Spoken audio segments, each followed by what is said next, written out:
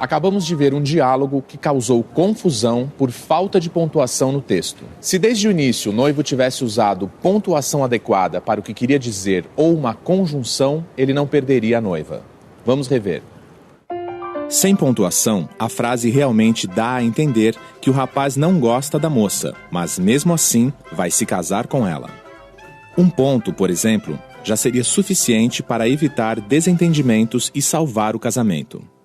E se colocada uma conjunção dando a ideia de conclusão, aí sim não restaria a menor dúvida sobre o amor do rapaz por sua noiva.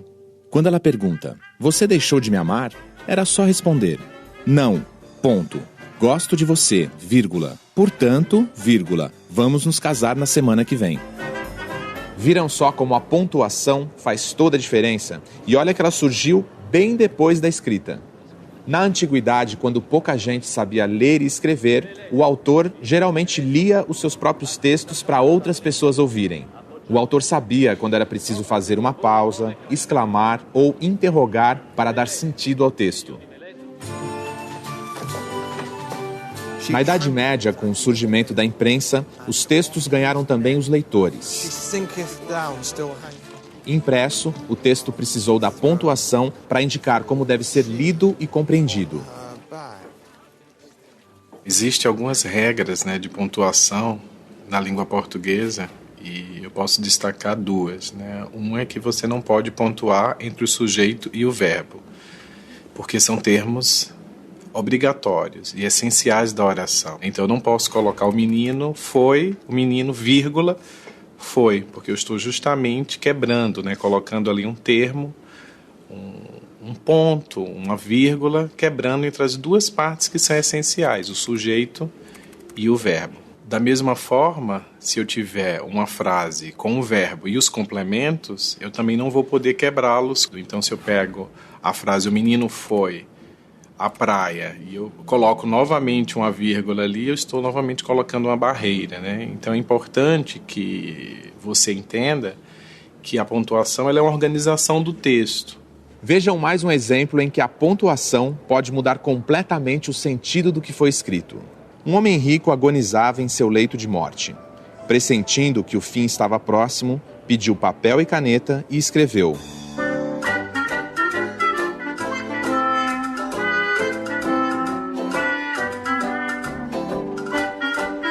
Mas o homem morreu antes de fazer a pontuação. Então ficou a dúvida: para quem o falecido deixou sua fortuna? Bem, depende de como os candidatos à herança vão pontuar o texto. O sobrinho fez a seguinte pontuação: "Deixo meus bens à minha irmã? Não, a meu sobrinho. Jamais será paga a conta do padeiro. Nada dou aos pobres." A irmã chegou em seguida e pontuou assim: "Deixo meus bens à minha irmã, não a meu sobrinho. Jamais será paga a conta do padeiro.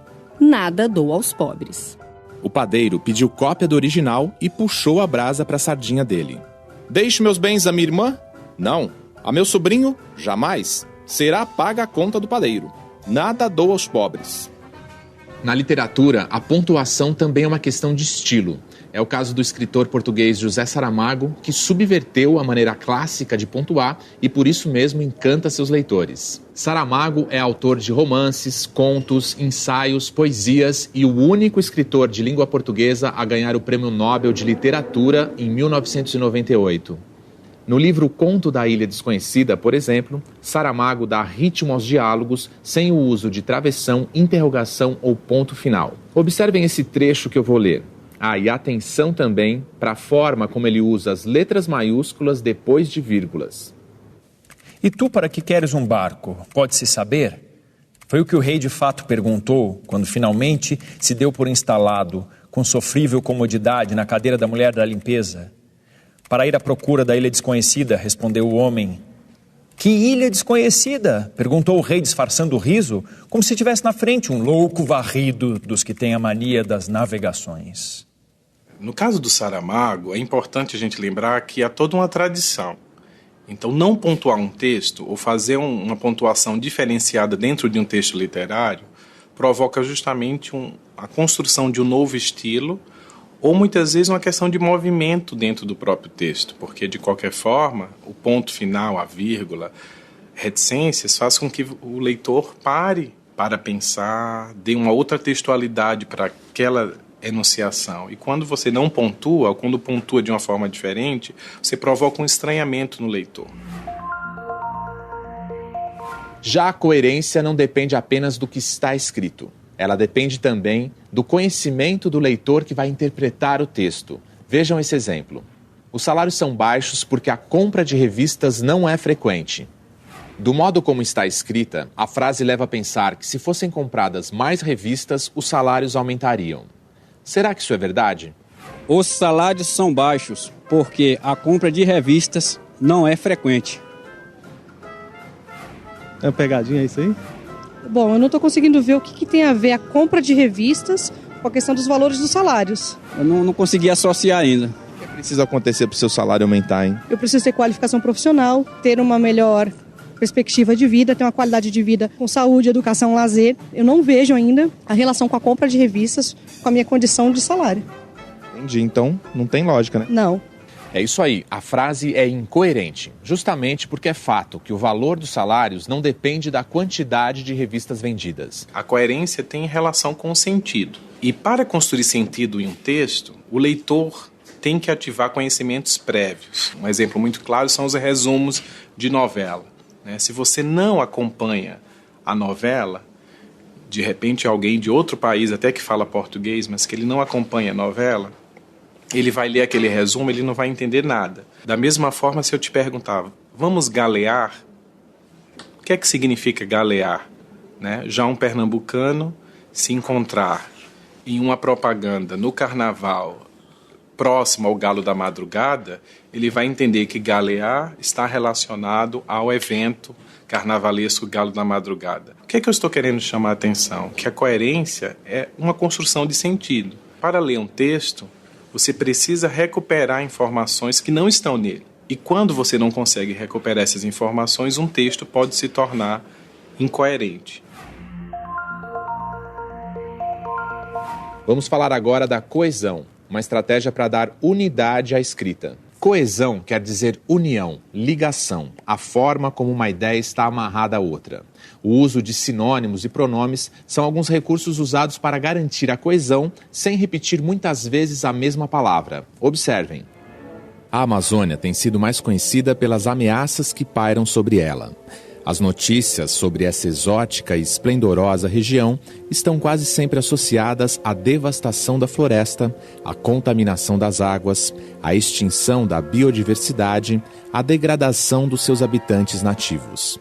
Observem que, para não repetir a palavra Amazônia, o autor do texto usou os pronomes ela e seus e também as expressões substitutas, floresta e essa exótica e esplendorosa região. Se essas substituições não tivessem sido feitas, o texto ficaria repetitivo assim. A Amazônia tem sido mais conhecida pelas ameaças que pairam sobre a Amazônia. As notícias sobre a Amazônia estão quase sempre associadas à devastação da Amazônia.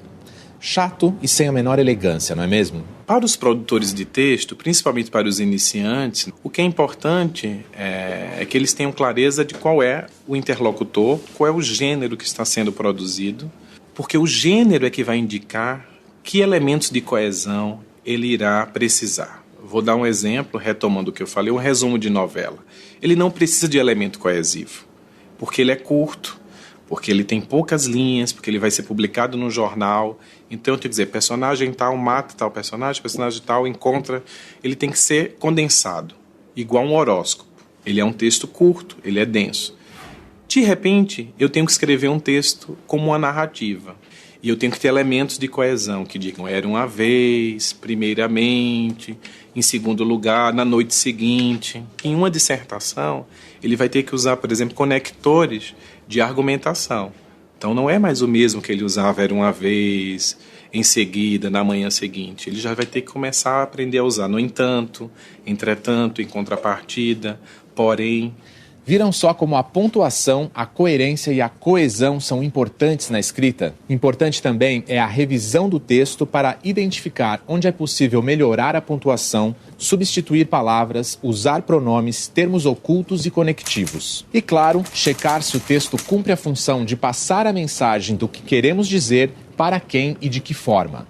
Para uma revisão ainda mais eficaz, peça para um colega ler e apontar possíveis melhorias no seu texto. Afinal, ninguém quer terminar o noivado por causa de um ponto final ou uma vírgula, não é mesmo?